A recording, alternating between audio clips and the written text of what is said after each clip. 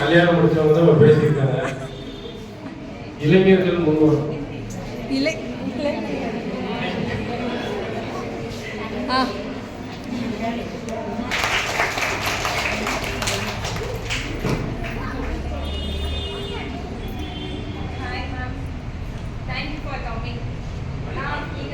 கொஞ்சம் விஷயத்தை வந்து நான் நோட் பண்ணி வச்சிருக்கேன். நான் வந்து காலேஜ் முடிச்சிருக்கேன். 2 இயர்ஸ் முன்னாடியே நான் முடிச்சிட்டேன்.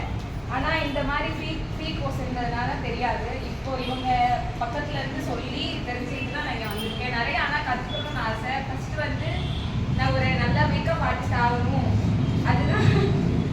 அதுதான் எனக்கு ஒரு பெரிய எய்மாவே இருந்தது.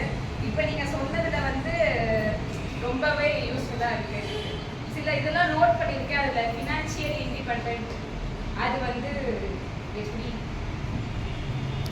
ஃபினான்ஷியல் இண்டிபெண்டன்ட் அப்படின்னா என்னன்னா, நம்ம வந்து ஒரு பிஸ்னஸ் பண்ணி நம்மளே வந்து ஏர்ன் பண்ணுறோம் இல்லையா, இந்த காசை நம்மளே நம்மளுடைய சேவிங்ஸ் வந்து ஒரு 15%, நம்மளுடைய இன்கம் வந்ததுலேருந்து நம்ம பிஸ்னஸ்க்கு திரும்பி போடுறது ஒரு 15%, இதுக்கான எக்ஸ்பென்ஸ் நம்ம வந்து செலவு பண்ணுறோம் இல்லையா, அதாவது திருப்பி வரப்படாத எக்ஸ்பென்ஸ். இப்போ ஒரு கடைக்கு வாடகை கொடுக்குறோம் அப்படின்னா அதோட எக்ஸ்பென்ஸ். இந்த மாதிரி எக்ஸ்பென்சஸ் நமக்கு என்னதான் நம்ம பிஸ்னஸ் ஒவ்வொரு பிஸ்னஸ்க்கு ஏற்ற மாதிரி இருக்கும்.